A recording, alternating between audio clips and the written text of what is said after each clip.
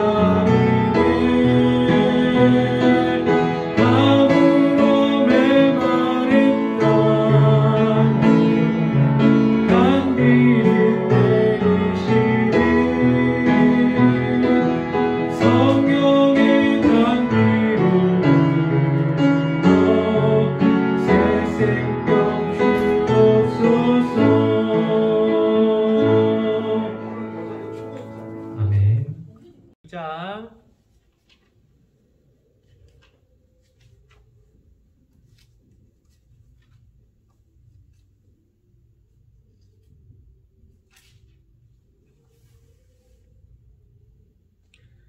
1절부터 12절까지 말씀입니다. 수일 후에 예수께서 다시 가버나움에 들어가시니 집에 계시다는 소문이 들린지라 많은 사람이 모여서 문 앞까지도 들어설 자리가 없게 되었는데 예수께서 그들에게 도를 말씀하시더니 사람들이 한 중풍병자를 네 사람에게 메워가지고 예수께로 올세 무리들 때문에 예수께 데려갈 수 없으므로 그 계신 곳에 지붕을 뜯어 구멍을 내고 중풍병자가 누운 상을 달아내리니 예수께서 그들의 믿음을 보시고 중풍병자에게 이르시되 작은 자야 내 죄 사함을 받았느니라 하시니 어떤 서기관들이 거기 앉아서 마음에 생각하기를 이 사람이 어찌 이렇게 말하는가 신성모독이로다. 오직 하나님 한 분 외에는 누가 능히 죄를 사하겠느냐. 그들이 속으로 이렇게 생각하는 줄을 예수께서 곧 중심히 아시고 이르시되 어찌하여 이것을 마음에 생각하느냐. 중풍병자에게 내 죄 사함을 받았느니라 하는 말과 일어나 내 상을 가지고 걸어가라 하는 말 중에서 어느 것이 쉽겠느냐.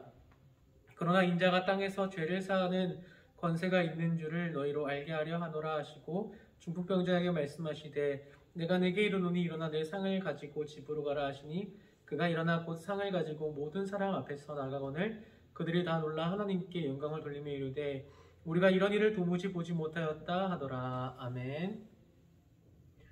오늘 말씀은 중풍병자를 고치신 예수님의 그런 말씀입니다. 예수님께서 가버나움에 들어가셔서 다시 이제 가버나움 동네를 찾으셨는데 그때에 이제 많은 사람들이 예수님을 보러 나왔습니다. 병이 들린 사람은 병을 낫기를 위해서 예수님 옆에 나왔고 또 어떤 사람들은 그런 병 낫는 기적을 구경하러 나온 사람도 있었고 또 예수님의 말씀을 들으러 나온 사람도 있었고 예수님의 소문에 이끌려 많은 사람들이 구름처럼 모여들었습니다. 근데 어느 날 이제 어느 집에 들어가셨다.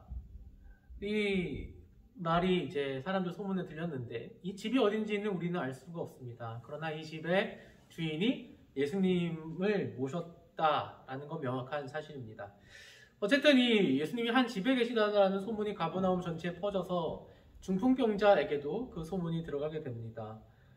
그런데 이 중풍병자에게는 4명의 친구가 있었습니다. 이 4명의 친구는 중풍병자를 고쳐주기 위해서 자신의 친구를 고쳐주기 위해서 침상째 이 친구를 예수님께 데리고 갑니다.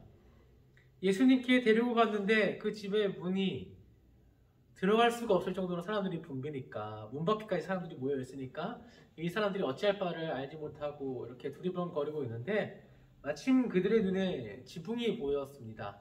그래서 그들은 그 중풍병자를 그러면 지붕을 뜯어내고 침상째 내리게 하면 어떨까라는 생각을 하게 됩니다. 당시에 이제 근동에 있는 집은 지금 우리와 같이 이렇게 콘크리트나 벽돌같이 견고한 그런 집이 아니라 초가집처럼 얼기설기한 그런 집인데 사실 초가집도 지붕 뜯기가 쉽지 않겠죠. 근데 이 근동은 너무 두꺼우면 더우니까 진흙이랑 나무랑 뭐 이렇게 얼기설기한 그런 지붕이었다라고 합니다. 그래서 이 지붕에 또 환기구멍 같은 게 있어서 약간 이렇게 틈이 있었어요. 열고 닫고 할 수 있는 틈이 있었어요. 그리고 또 대개 근동의 집에서는 1층에는 가축들을 이렇게 우리로 사용했습니다. 이렇게 냄새가 나니까 문을 열어놨어야 했겠죠. 어쨌든 간에 만약에 근동에 그런 집이었다라고 하면 창문, 지붕에 창을 내기가, 문을 내기가 그렇게까지 어렵진 않았을 것이다 라고 생각해 볼 수 있습니다. 어쨌든 이 중풍병자와 4명의 친구는 그 지붕에 문을 내고 이제 침상째에 내려가게 되죠. 근데 여러분 한번 상상해 보십시오.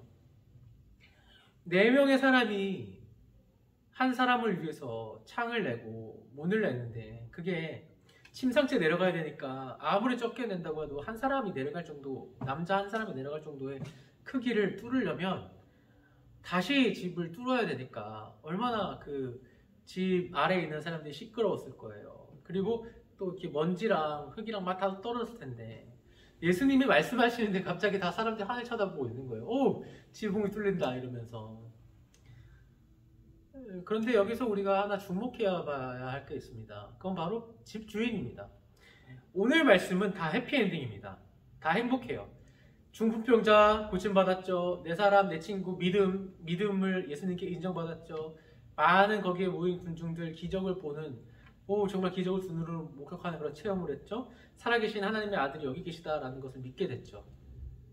모두가 해피엔딩인데 단 한 사람만 마냥 행복할 수만은 없는 사람이 있었습니다. 그게 누구냐? 바로 집주인입니다. 집주인. 집주인은 예수님이 이제 설교하러 오시고 자신의 집에 유익수수하러 오실 수 있도록 자신의 집을 내어드렸죠. 깨끗이 쓰고 가면은 좋을 텐데 예수님이 오셨다라는 소문을 듣고 수많은 병자들, 어떤 병자들이겠어요? 더러운 병자들 고침받기 위해서 왔죠. 그 다음에 수많은 군중들이 왔으니까 얼마나 집이 더러워지겠습니까? 근데 거기에서 그치지 않고 지금 지붕을 뚫고 있는 거예요, 자기 집에. 그럼 그 지붕은 누가 수리를 해주고 누가 고쳐줍니까? 자기 자신이 나중에 다 고쳐야 되겠죠.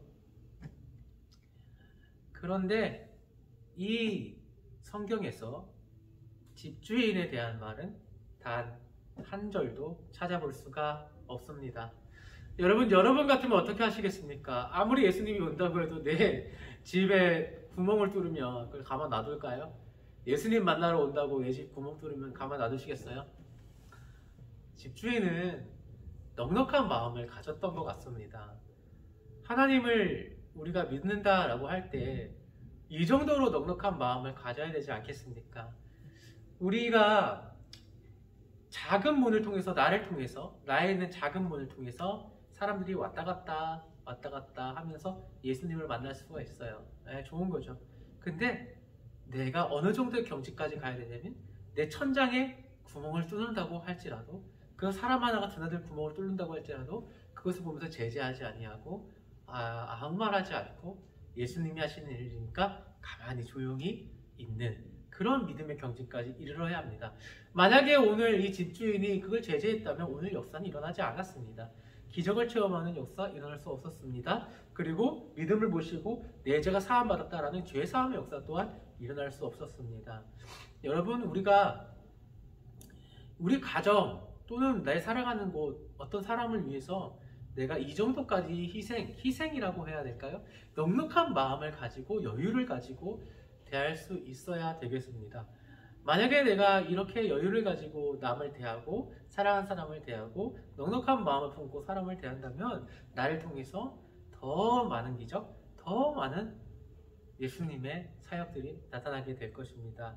우리 부성 7부 여러분들께서는 이 집주인의 마음처럼 넉넉한 마음을 품으시고 예수님께서 주시는 그 물질의 복, 또 여러 가지 복이 있다면 그것을 나만 갖는 것이 아니라 넉넉한 마음으로 남에게도 허용해줘서 더 많은 하나님의 복을 받아서 더 많은 넓은 문을 만드시는 저와 부성 7부 여러분 될 수 있기를 간절히 바랍니다. 이번 주에는 내 마음의 문을 넓히고 내 사역의 문을 넓히고 좀 더 너그러워지고 내가 가진 달란트가 이 정도니까 남을 위해서 참아주고 아껴주고 베풀어주는 그런 한 주 생활 연습하기를 간절히 바랍니다.